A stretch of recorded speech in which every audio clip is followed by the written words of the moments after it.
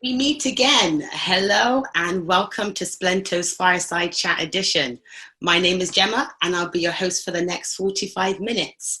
We decided to this time, switch it up a bit from the roundtable discussions and create a more intimate vibe. So if you're interested in progressing your e-commerce journey, entrepreneur mental health, or how to utilize product photography and videography, get cozy. To introduce Splento, we help businesses move offline, online, delivering worldwide photography and videography production.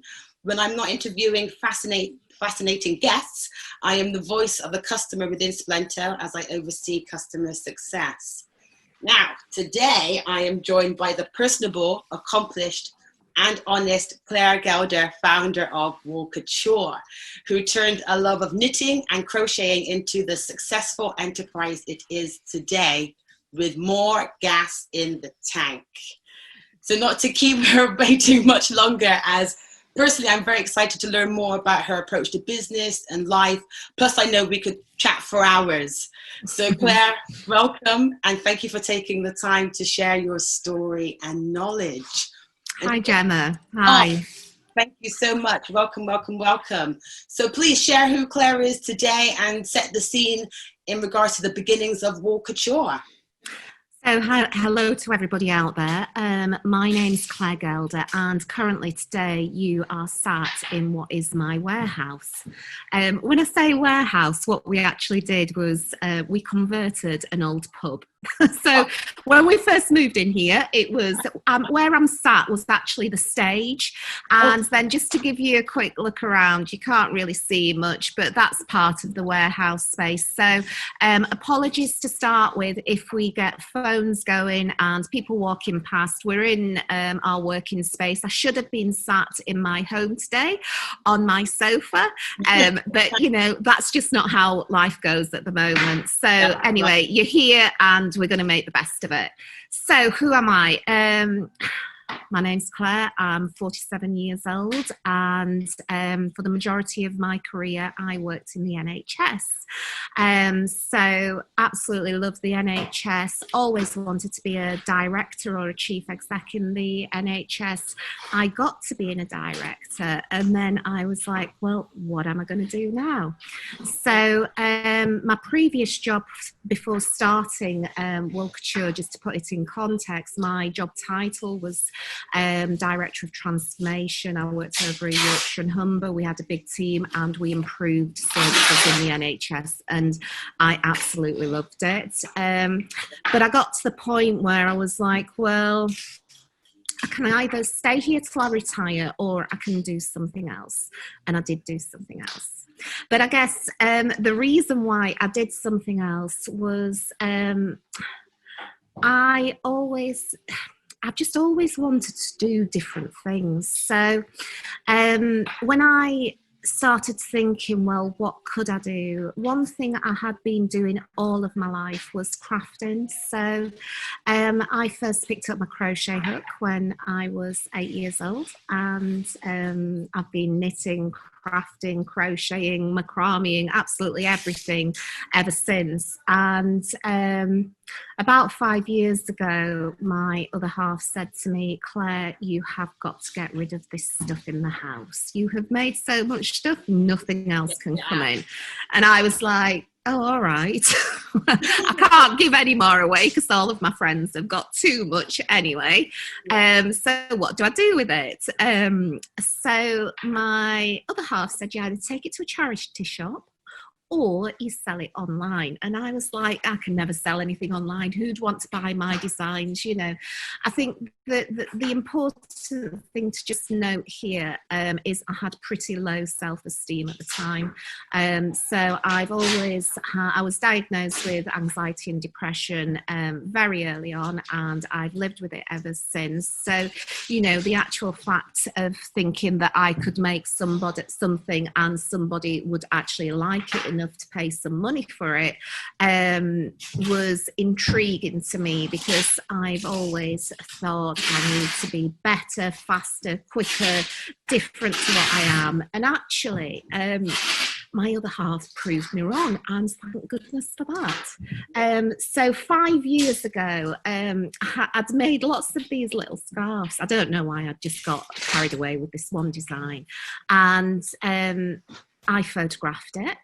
And in my little tiny portrait at the time on my little Samsung camera, I had no idea what I was doing, but I photographed it, I put it online, I put it on Etsy, and within and just to point out here, I wanted to sell it for something like, I don't know, 10 quid, and my other half was like, no, Claire, you value yourself, you put it on for a decent price. So I did. And I was walking through the field the next day with the dogs, and I got this ka-ching on my phone, and I was like, what on earth is that? And I looked at my phone, and the scarf had sold, and I'm walking through the fields in tears, and I'm like, somebody's actually liked my scarf enough to buy it, and that was the start of couture. Amazing. And the thing is, I love the story behind that, and in terms of the strength of support network, because in terms of talent, evidently, you know, you in terms of the self-doubt that you had, but having your partner there, you know, talking to you consistently, come on, Claire, you can do this. And look where you are today. So thank you so much for like setting scene. But can you give, obviously we can see, you know, visibly what War Couture looks like in terms of warehouse converted from a pub, which is absolutely amazing. But what does War Couture look like today in terms of the operation? Okay, so in essence, we like to design great British craft kits. So whether it be macrame, knitting, weaving, whatever it is, we like to make. Well, I like to design products that I would like to buy. So because I can do so many different crafts, and I've also got designers that now work with me that help me with things that I'm just not quite sure about. So we now design all of these craft kits, and they are for people to make at home. So you don't get the finished product. We bring in all of the supplies. We also have just through there, we have a big laser, and we cut all of our weaving looms, and we do lots of different wooden things. So we design these craft kits, but from day one, we have been an online business. So we started on Etsy, which is a crafty type selling platform, which is American based, and that really worked for us. So at the beginning of our business, over 60% of our customers were from outside of the UK. So we started there, then we moved on to platforms like Not on the High Street. And people often say to me, well, why did you choose to use third-party platforms? Well, after being in the NHS for all of my career, I didn't know how to build a website, did I? I just needed something that was easy. I needed a solution. I needed something where I could spend, maybe half an hour doing a listing, and then it was out there to the world, because how would I know how to sell things to the world? Etsy knows how to do it. I now know how to do it. But at the very beginning, I found that invaluable that there was a third-party platform. So we did Etsy, Not on the High Street. Then very early on in the second year, I got a phone call. It was actually, I got 2 phone calls on one day, and I thought it was my friend or one of my friends just winding me up. And it was John Lewis, and they said, would you be interested in supplying us some products? And I was like, John Lewis is actually phoning me. And I was like, nah. And then I got another one on the same day. And I just think even now, sort of 3-4 years later, I think it was just fate. Because I also got Urban Outfitters calling me. And I was like, really? This is just like somebody's taking the Michael here. So anyway, we ended up supplying them. So, within the first 12, 18 months, we'd designed our first knitting and crochet kits, and they'd gone into John Lewis and Urban Outfitters. I was a bit hysterical because I do have, having depression, I do have highs and I do have lows. So at that time I was quite hysterical. So yeah, we'd got into there, and the first time when we supplied John Lewis, we were actually working from our kitchen table, and I was like, we're not a big supplier, but they were absolutely lovely about it, and it really helped us to get going. So then from there, we decided, once we'd spoke to John Lewis and they'd said we'd have some products, we thought, well, we better do this proper now. So we got our first premises, we started designing our own website, and now today we sell to 42 different countries a year. We sell over a number of different platforms, including the ones I've mentioned, and also Jules and other places. And yeah, our business is truly an online business, and we love it. I wouldn't really have it any other way. Fantastic, and no way from you. Can you just tap into a bit more in terms of moving from a third-party platform such as Etsy, or not on the high street that you mentioned, in terms of if you're building your own website and then starting to increase sales there? Can you give a bit of a flavour of it? Yeah, sure.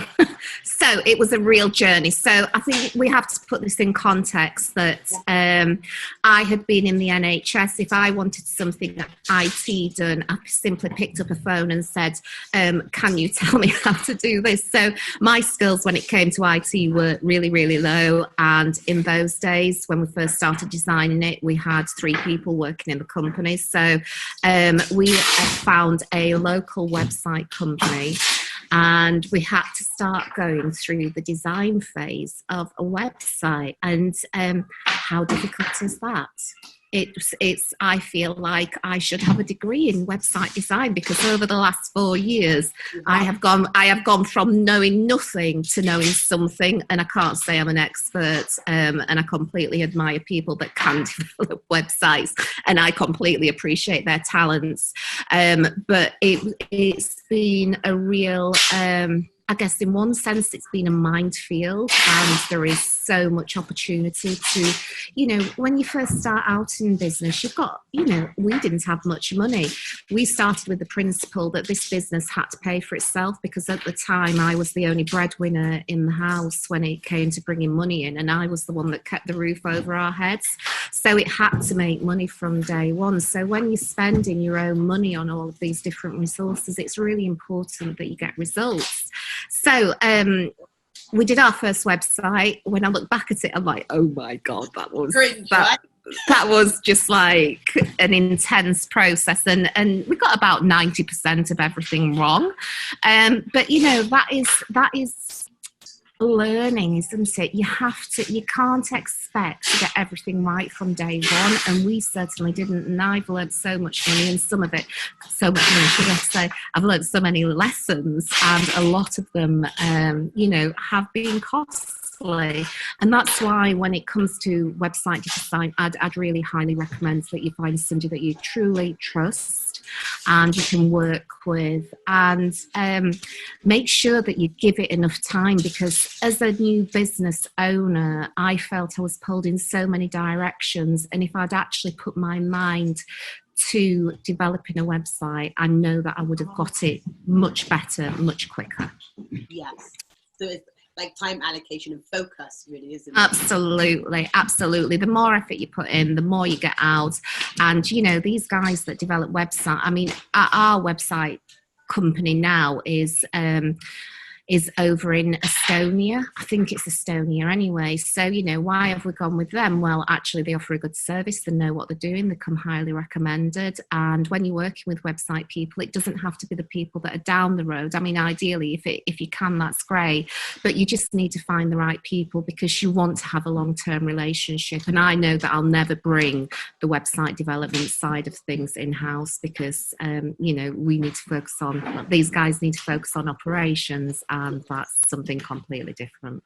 It's skill set, isn't it? And I think it's knowing that, isn't it? It's knowing where your strengths lie, when you should outsource something, when you should get advice, and as you said about relationship, the importance of connection and trusting, and people understanding your product, understanding your brand, understanding your vision is it's imperative, isn't it? Relationships are key. So, you know, you cannot run a business like this on your own. You know, I depend heavily on outsourcing different sides of my business. And I also depend heavily on the staff that are here.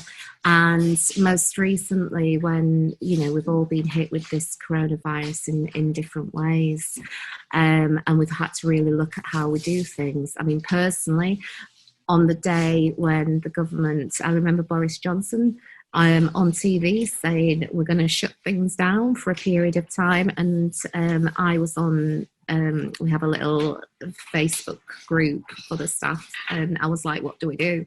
And I just closed it. I just closed the business for 3 weeks because, you know, I just had no idea what to do. But I did know that in order to get this business, you know, to get this business up and running, we had to completely change what we were doing.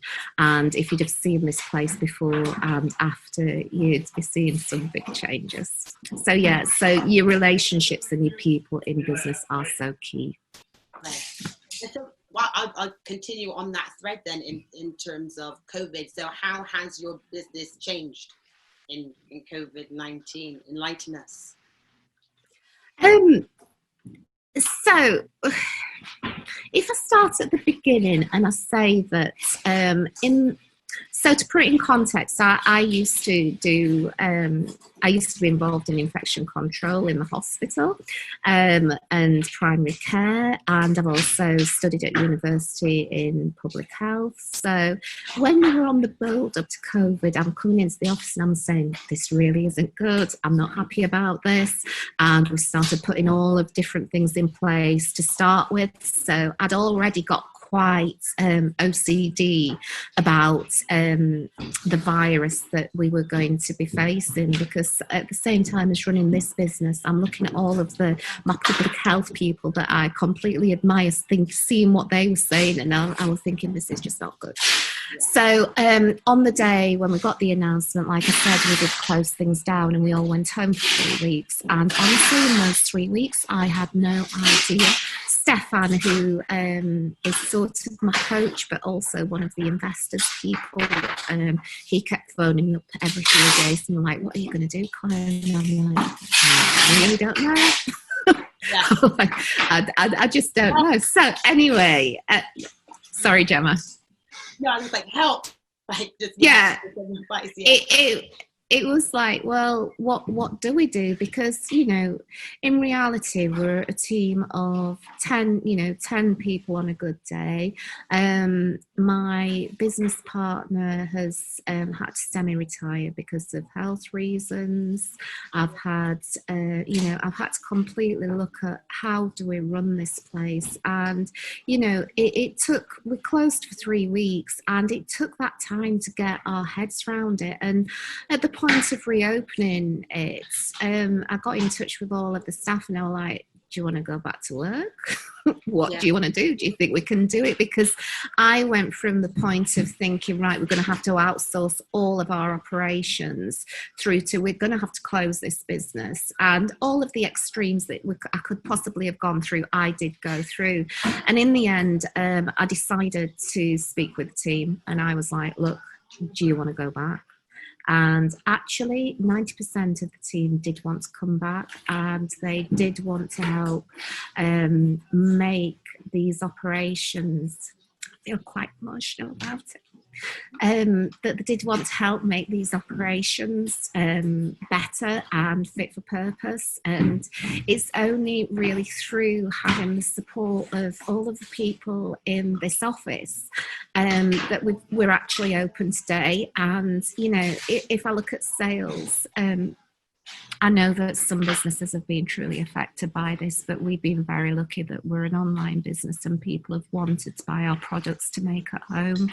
You know, so if I look at sales now, we're operating between 500 and 1,000% up year on year every week. Which, if you think about, we've not only adapted to COVID and more sensible working, we've also adapted to the elevated sales, which, you know, when I look at this team, it's a real challenge that they face. And this hasn't been me sorting things out. This has been us sorting things out as a team. And if we'd have not done it together, we wouldn't be here today. I can honestly say that. So I guess one of my main messages are you really need to look after your staff, because one thing that I do think about is what happens if we have another peak. Because we, the government doesn't know that, even the people that that are public health experts, I mean, they can make their own predictions, but nobody truly knows what's going to happen. And what happens, our busiest period is from September through to, well, it's busiest period now, but generally it's September through to January. And what do we do?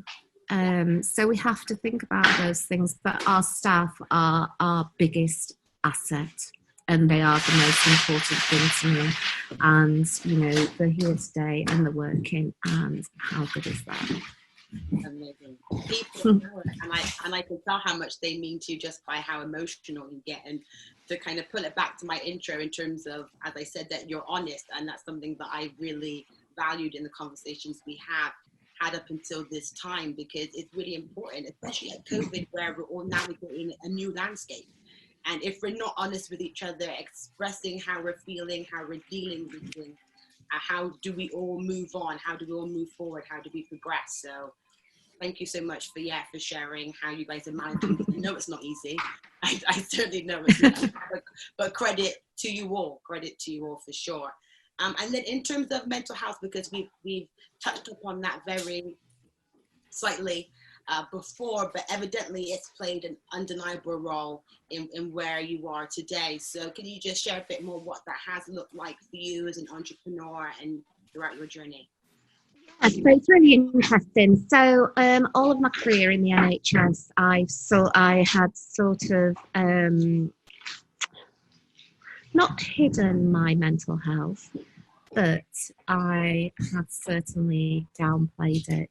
And why was that? Well, I always felt I had to be strong. It wasn't something that I wanted to share. It was just me, and I knew I had things that I had to deal with, and I did deal with it. However, I guess when I left, I felt that I no longer wanted to hide anything. I wanted to be open and honest about, 1 in 4 people have mental health challenges throughout their lifetime, and it's nothing to be embarrassed about. So I've always spoke about it. I've always been honest with people, because I think there's something about bashing down any stigma that is associated with mental health, because just because I've got the label anxiety and depression doesn't mean that I can't be an entrepreneur. It doesn't mean I can't run a business. It just means that I have to have different tools and tricks in my bag to get through days, to get through weeks and months. And after 47 years, I guess I've got a hell of a lot more tools and tricks in my bag than I did when I was 20 years old. So, for me, it's just about talking about it. When I went on Dragon's Den and I got 2 investors, I was open, honest at that time with them through the pitch that, this was my challenge. And also, I once had a session where, I don't know, sometimes I just find it really hard to be out in public. And I'd gone to King's Cross this one day because I'd got on a train in Wakefield. I'd gone down to London. I was going to go and see the investors. I was going to go and see John Lewis. And I got to the taxi rank in King's Cross, and I sat down in the rain and had a massive panic attack. And for two current tension, I was like, I don't know if I'm going to get there today. But why did that happen? Well, it happened because I have mental health problems. It just happens, and it comes upon you sometime. But I think the reason why I'm telling you this story is, I had a panic attack. I phoned up their office, and they were sat there waiting for me. And I told them, and then half an hour I turned up at the office, wet through, being sat in puddles outside King's Cross, thinking, oh my God. And I turned up, and I had half an hour, went into a meeting. I obviously wasn't completely myself, but the point is that they prepped me no different. And that is really important when you're with people. For me, when I'm with people that, I might just have a bad day, you don't need to treat me any different. I don't need that. Other people may.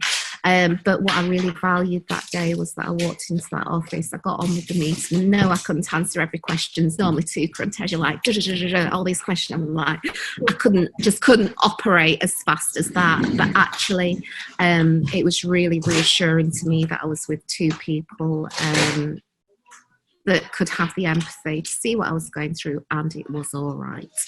Yeah, and it's great. And I think in terms of especially yours, I'm sure, in terms of your personal journey and your personal interest in terms of entrepreneurial mental health, that there's more and more research going in to entrepreneurial mental health as that landscape.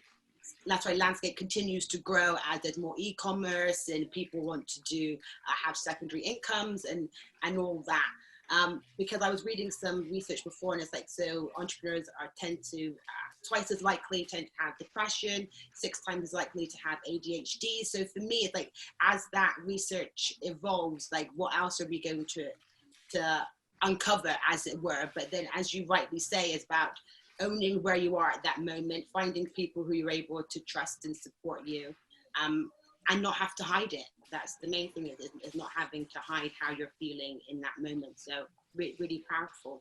And something else I would love to get your thoughts on, Claire, is that when in the entrepreneurial world, where you have that experience or dichotomy of loving the business that you've created, it's your baby, yet sometimes you grapple with the beast that it has turned into. And yeah, so what are your thoughts on that? It's a bit like your children, isn't it? So you can love them, but you can absolutely hate them some days as well. And at first, when we first started this business, I look back and there's something about your own ego in all of it. So I reflect that at the beginning I was really proud, and I just wanted to tell everybody about this business and how brilliant it was, and it was like my badge of honor. And don't get me wrong, I still care deeply about this business. However, this business has had my life for 5 years. 5 years. 5 years. I absolutely love it, but it's had every ounce of energy out of me for 5 years. And you see this team behind me? Well, they are the new energy in this business. So I no longer feel like, I run this business, I will continue to run this business, but I want a healthier life. And I think over probably the last 12 months, I've started moving more to that healthier life. And, it's like I come in here and I could get absolutely involved with all of that because I actually love it. I think it's brilliant. But at the same time, I have hated this business as well over the last 12 months because I've not been able to live my life how I want to. And, I want to be able to focus on the front end of the business. And the more that I get sucked in here, the less that I can do my job. My job is about bringing sales in. It's about designing new products, it's about making everything beautiful and it's about everything, but I have to hand over the reins to the guys here to run all of this. So do I love it? Yes, I love it, but I also hate it. And I think you try to, it's a bit like, you never want to say to anybody that you hate your kids, do you? I mean, one of my kids has sat there and is listening to me. You never want to say that, but you truly do have days where, you just don't like them. And that's just the same as business. And I'm just honest to myself and everybody else around now that, as much as I love it, it can't have every single ounce of me. Yes, which I think is so important, especially nowadays where the entrepreneur lifestyle is glamorized and people are like, hey, essentially everybody can do it, jump on board, it's a piece of cake.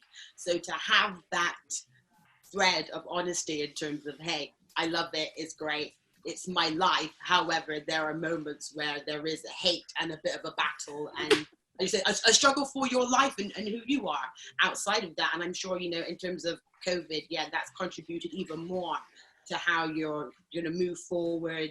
As you said, in the past 12 months, you were on that journey anyway, but I'm sure COVID just probably accelerated that bit more. You know what, the whole COVID journey, whilst it's been, you know, we've had neighbours that have died, we've heard of terrible experiences.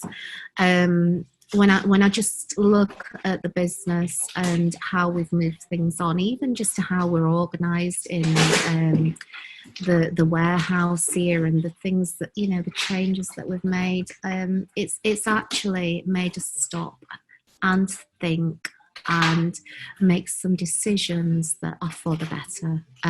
So whilst it's something that I would prefer to have never gone through or be going through, I can see that it has had its benefits. Yes. And then to pull back to one of your earlier points, as you said, taking you back to when you were on your front porch and you were there probably with your phone. That live photography. So I'm really intrigued to know in terms of the journey with photography and videography, and why that's played such an important role for you within your e-commerce business. So I think very early on I learned, because of the products that were selling, and I'd sit and I'd study, why are they selling and what is it about them? And I mean, some of the photographs that I used early on, goodness me, but you know what, there was an honesty in those photographs. It was me having been sat at home making a product that somebody was wearing, you know, over the pond in America. But the power in online business is, do customers want to buy into your business? It's not about the actual products. It's not, you know, when customers come to our Wool Couture site, I don't expect them to just think, oh yeah, I want a knitting kit, I'll have that knitting kit. It's about the experience. It's about how the product looks. Can they see it sat in their environment?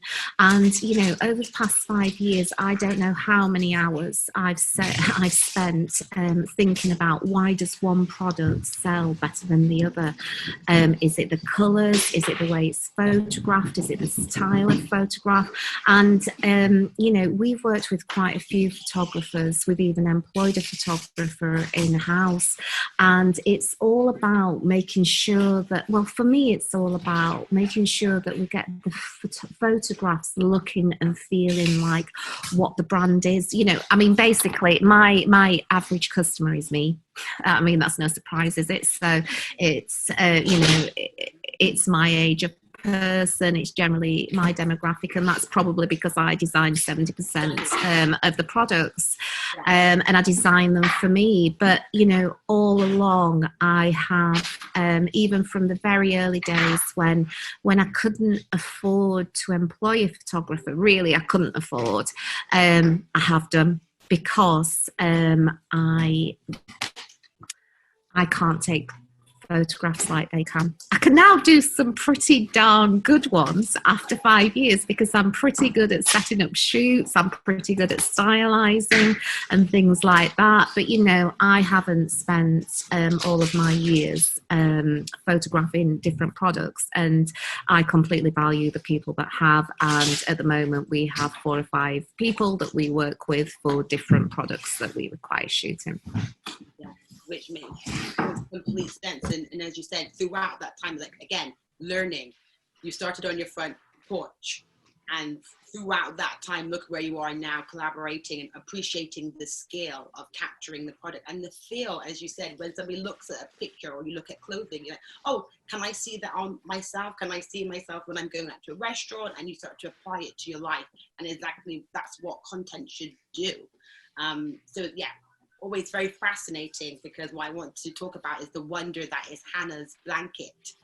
So that is one of the most popular products on your website. And for you, what is it about the picture that makes Hannah's blanket such a success?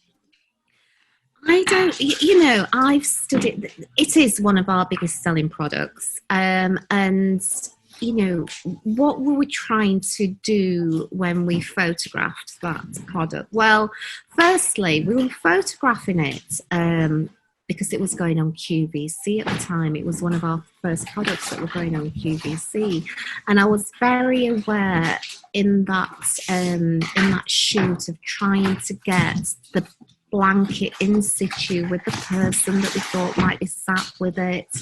And I tried to go with neutral colours, and I was very clear about what was in the kit contents. And I think, after having studied this for the last 6 months, and it still is one of our best-selling products, it's about being mindful, isn't it? So when you start with the product, what is it? What do you want to portray? What are the colours that people are going to buy? So I know that, I love some colour mixers, and I've tried to sell them to people before, and they just don't work. It's sometimes about not going with what you love personally, but it's what people generally love and what's most acceptable. So I don't know. I use the Hannah's Blanket as my template for most photographs now. Can we recreate whatever feeling that is? Can we recreate it? And I guess another one is we have this wooden heart wreath that people can make at home, and I always thought this was really pretty. But I always knew, and it sold all right, it was one of our average selling products. But then we spent some time and we photographed the product in 3 different situs, and we gave it 3 different feelings. So like quite a modern funky one, a very serene at home minimalist style, and I can't remember what the third one is. But as soon as we'd invested that time into a professional photographer shooting it in these 3 different scenarios, we completely saw the sales jump.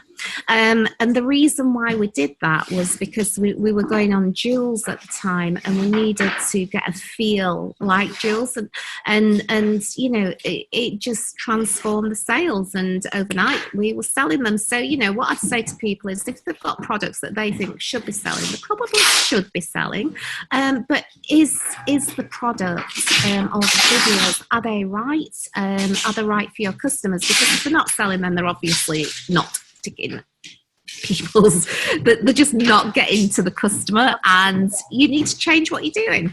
Yes, there you go. I couldn't possibly add anything to that. Change something you are doing. Something is not right, for sure. And so prior to our chat today, I did gather some expert opinions from our team in terms of Hannah's Blanket, and one of the points that they mentioned was that you were drawn to the face, and we follow the gaze of the model. So I will, pictures will appear on the screen so we can see what Hannah's Blanket looks like. And then another one was that the triangular composition in the square. And for that just gives balance, and the triangle then becomes more prominent, and there's simplicity within the complementation of the shapes. And then also the interesting texture, and which you would certainly know more about that than I ever would currently.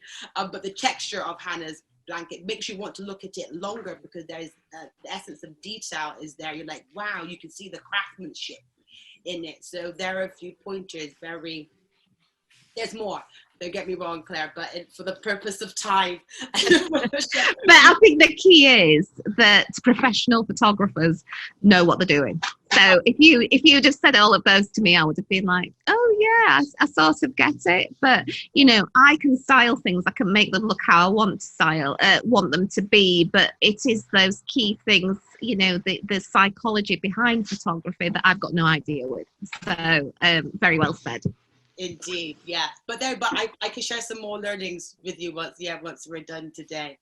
But yeah, very, very useful tips. And aware of time, that we should move on to some audience questions, and because people are very keen to get into the mind of Claire as much as I am. So the first one being, what are the 3 don'ts in e-commerce from your experience? Oh goodness, I'm such a reflector that what are the 3 don'ts? don't think that you can have a business idea and open a website and people will come flood into it. It doesn't happen. It takes a long time. So it took me a long time to convert my customers from Etsy over to my site. But would my site have found the customers initially? I don't think so. So I wouldn't. I would not. People say to me a lot, I'm starting a business, I'm going for my own website. And I'm like, ooh, do you really want to do that? So that would be my first one. My second one was don't waste your time trying to build a website. You know, even after 5 years, I thought just 6 months ago, I'm going to build a clairegelder.com. I spent sort of like 2 or 3 weeks trying to do it. And then I was on the phone to my mum and I was like, I can't do it. Can you help me? So I would say, unless you know what you're doing, just get somebody else to do it. And what's the third don't do with regards to a website? Think very carefully about the name of your business and whether that is going to sit well on a website, and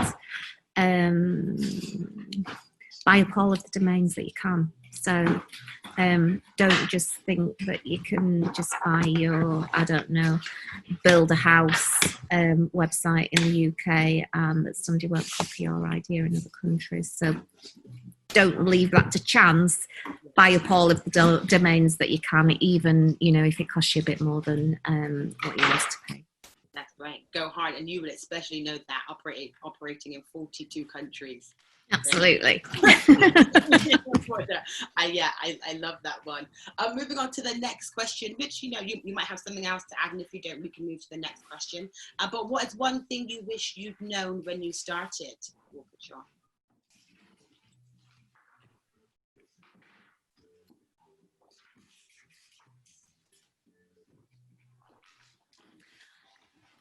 I wish I think you can't underestimate when you start a business in a sector that you've never worked in before. You can't underestimate the challenges that you face with finding all of the right suppliers. And, you know, what would I have liked? Well, I would have liked an encyclopedia of suppliers. And why did I go? Why did I go for Two Dragonstone Investors? I did it because I wanted somebody that knew more about online selling than I did. So I guess for me, it's about at the beginning of Couture, I should have spent more time understanding the industry. I would have liked to, you know, if you're thinking about a business and you've not got a solid background in that area, you may want to seriously consider partnering up with somebody that has spent their career in that area, because it certainly makes life easier. So, you know, who do I have around me? I have the investors around me who have different strengths and skills. I've also got designers. We work with designers that have been in the industry forever, and other people that know the industry. And it's through that wealth of knowledge. You're never going to know everything yourself. So yeah, getting the experts. Yeah, and again, goes back to relationships as well. Again, always a common theme. Great, thank you, Claire. Next question is, what skills have been vital for you personally in your e-commerce business to develop?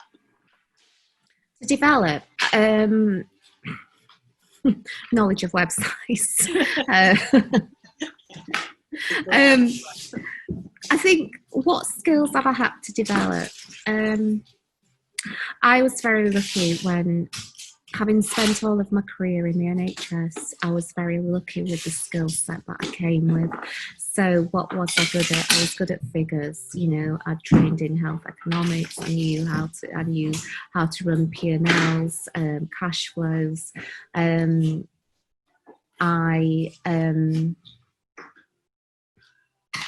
What was the question again? I forgot. Yeah, what skills have been vital for you to develop? So you're talking about websites, and you were saying that you already came to War Couture with X amount of skills based on your experience in the NHS.